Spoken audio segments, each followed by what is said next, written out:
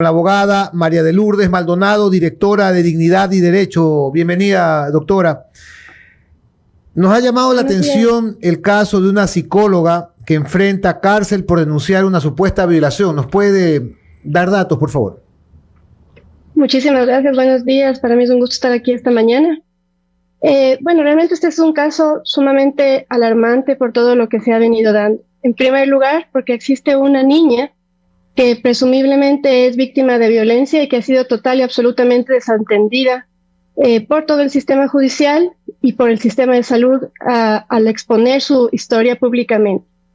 Luego, justamente como consecuencia de esta violación de derechos de la niña, el padre y presunto agresor presentó una denuncia por falsificación de documento público en contra de la psicóloga y de la madre, de la psicóloga que atendió a la niña y de la madre de la niña. Entonces, realmente es muy alarmante lo que se está viviendo. Se está tratando de ocultar un delito de abuso sexual contra una niña que en ese momento tenía 9, 10 años, y realmente, como le digo, exponiéndola públicamente en un proceso judicial en el que no hay ningún tipo de garantías para resguardar la intimidad de esta niña. Sí, abogada, ¿se está utilizando la violencia institucional para intimidar y perseguir a los profesionales que denuncian abusos sexuales? Absolutamente. Lo que se está haciendo con esta estrategia es, como le digo, utilizar una historia clínica que por mandato legal es una historia confidencial, y más aún si contiene una información respecto a un presunto delito de abuso sexual, que trata información sensible y que tenemos todos el deber de proteger y resguardar, para amedrentar a quienes están denunciando estos hechos y exponerlos, como le digo, públicamente. ¿Qué es lo que se está tratando de evitar? Es justamente que los psicólogos que atienden a estas niñas, los profesionales de todas las ramas, se vean expuestos a acciones penales para coercionar sus actividades profesionales y que tengan miedo a denunciar estos delitos. Definitivamente es un retroceso en todo lo que es la lucha contra la violencia, porque estamos permitiendo que los agresores utilicen el sistema judicial para silenciar a las víctimas y a quienes les protegen, como es en este caso una psicóloga que le atendió y le apoyó a la niña. Abogada, muy buenos días. Andrés Ortiz la saluda. Estamos viviendo desde hace algún tiempo, ¿no?, la criminalización de las profesiones, ¿no? Ahora le tocó el turno a una psicóloga, anteriormente le tocó a un abogado. Es un tema que preocupa pues a quienes ejercemos profesiones liberales. Obviamente pues nos llama mucho la atención esta forma de proceder contra profesionales que lo que hacen es hacer su trabajo dentro del ámbito de sus competencias. Aquí ha salido información, obviamente pues lo que uno puede leer en redes o en los medios de comunicación escritos, y eso quisiera que nos aclare. Aparentemente, y aquí pues ya hablando entre abogados, que aparentemente el informe de la psicóloga no habría cumplido con el debido proceso, que ese sería un poco, o sea, que no habría cumplido con los protocolos normales. O sea, si quisiera que nos aclare, porque obviamente aquí nosotros no somos psicólogos ni sabemos cómo se hacen estos informes, pero me pareció que el abogado del padre era el que argumentaba esto de que aparentemente la psicóloga no habría sido llamada o que fue anticipado su informe y que ese informe no habría cumplido con los requisitos que supuestamente se exigen para esta clase de experticias. Pero lo que dice el abogado del agresor o del presunto agresor es que la médico, la profesional que le atiende a la niña no es una perito calificada por el Consejo de la Judicatura. Pero él se olvida que más allá de los procesos judiciales, todos los profesionales estamos obligados a que en el evento de que conozcamos de un delito, tenemos que denunciarlo, y más aún si se trata de un delito de violencia. Las instituciones públicas, como es el Hospital Monte Sinaí, tienen este deber con mayor fuerza que inclusive cualquier otro profesional, y más siendo del sistema de salud. Ellos son los primeros que tienen que poner en conocimiento de las autoridades judiciales cuando conocen un hecho como el que nos estamos tratando ahora. Entonces, el abogado de la parte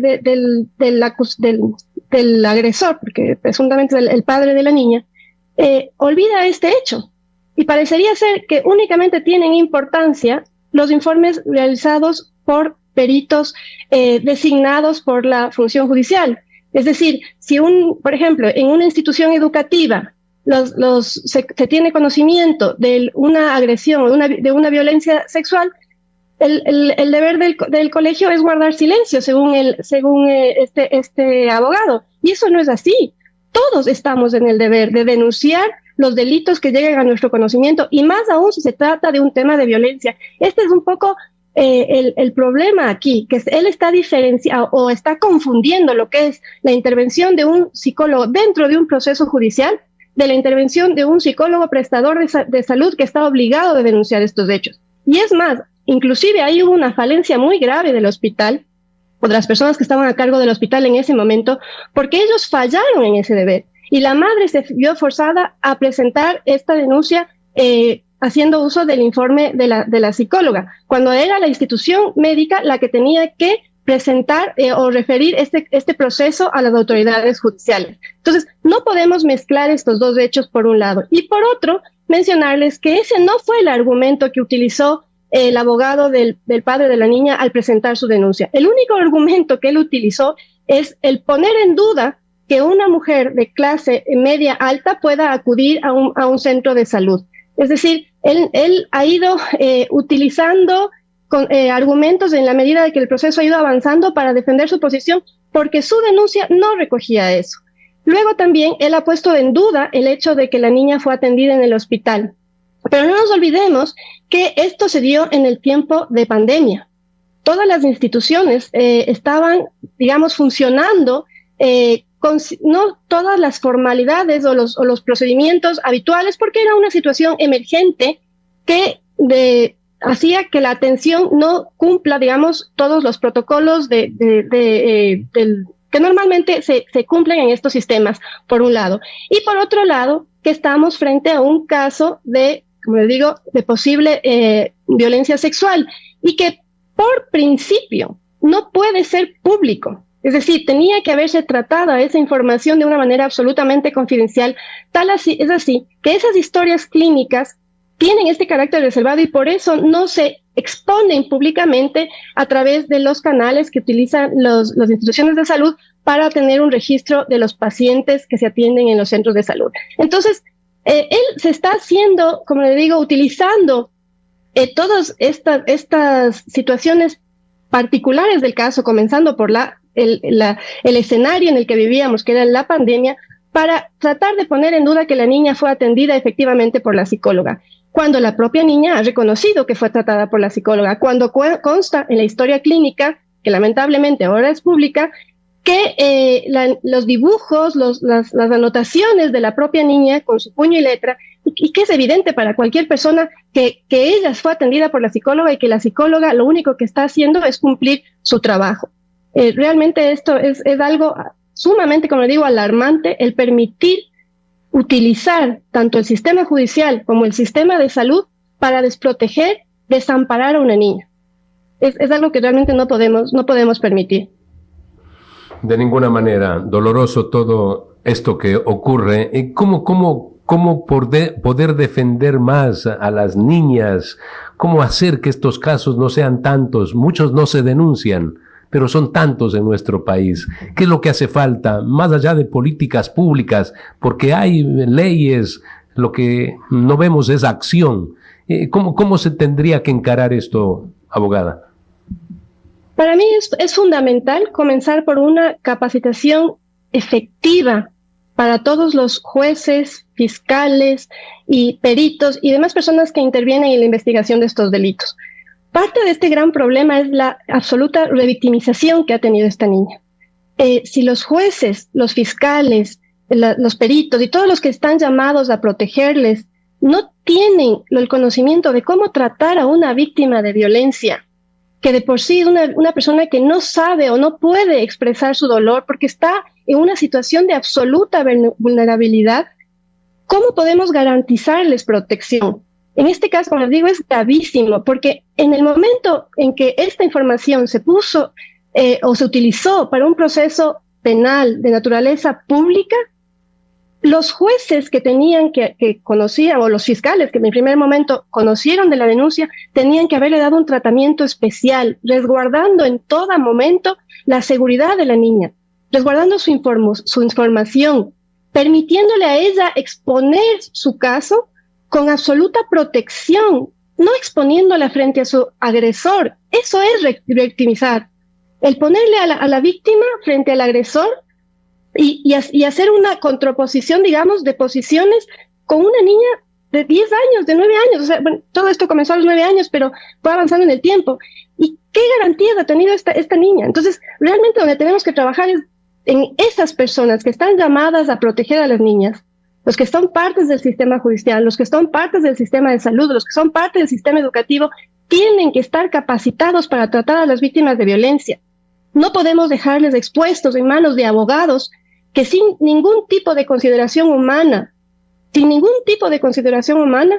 les revictimicen de esta manera. Y peor aún, yo les quiero decir, a mí algo que me llama la atención es la actitud del padre. ¿Cómo un padre puede exponer a su hija de esta manera? Si él es inocente, si él tiene algo que defender, pues tenía que haberlo hecho dentro del proceso de investigación del delito de abuso sexual, pero no exponer a su hija para que todo el mundo, a través de un simple acceso a la página de la función judicial, pueda conocer la historia de su hija. A mí me cuesta mucho creer de la inocencia de esta persona cuando él ha sido el primero en desproteger a su hija frente a la opinión pública. Bien. Bueno, ¿quiénes son las autoridades que deben intervenir para detener estas prácticas perversas, abogada? Las principales autoridades son aquellas que están a cargo de la función judicial, como le digo, es decir, todo lo que es el Consejo de la Judicatura. Ellos tienen que capacitar al personal que ejerce todas las funciones de administración de justicia. También las principales entidades de control desde el punto de vista del sistema de salud y de educación, efectivamente, se deben trabajar de una manera muy efectiva en la capacitación del personal. Yo creo que tenemos un sinnúmero de normas, de reglamentaciones, de protocolos, pero si las personas que están llamadas a ejecutar esos protocolos o esa ley no están en capacidad de hacerlo, pues es muy poco lo que se puede hacer ya desde el exterior. Y obviamente también los profesionales, como ustedes mencionaban, o sea, los profesionales no nos podemos prestar para ser los primeros en generar injusticia. Estoy hablando desde el punto de vista como de abogados, ¿no? O sea, tenemos que ser realmente, en todas las estrategias legales, coherentes con lo que nosotros realmente estamos defendiendo y actuar de acuerdo a la verdad. No podemos utilizar todas las herramientas legales o utilizar la justicia en perjuicio de los más vulnerables, como en este caso son los niños y las víctimas de violencia. Abogada, una consulta final. El caso de abuso como tal sí sigue en marcha, me imagino. Eso no ha parado. Me imagino que eso se está investigando. ¿En qué fase está? ¿Está paralizado? Ese proceso está absolutamente paralizado. Está recién en fase de investigación y eso es algo que ha llamado sumamente nuestra atención porque es un proceso que inició antes del de falsificación de documento y sin embargo, como les digo, no ha llegado a la etapa, no ha concluido la etapa de investigación. No obstante, el otro proceso que es de falsificación de documentos, que ya solamente por el tipo de delito que se utilizó en la denuncia ya no debía proceder porque la historia clínica no es un instrumento público, pero más allá de eso, ese ha avanzado a un tiempo récord y ya estamos, bueno, hoy era la audiencia, entiendo que se suspendió, pero ha sido absolutamente, desigual el tratamiento que se le ha dado al un proceso, que es de mucha más relevancia, frente al otro que ha avanzado, como le digo, a un tiempo récord. Bueno, muchísimas gracias, abogada María Lourdes Maldonado, directora de Dignidad y Derecho, por darnos esta entrevista. Buenos días. Gracias, buenos días. Gracias, abogada.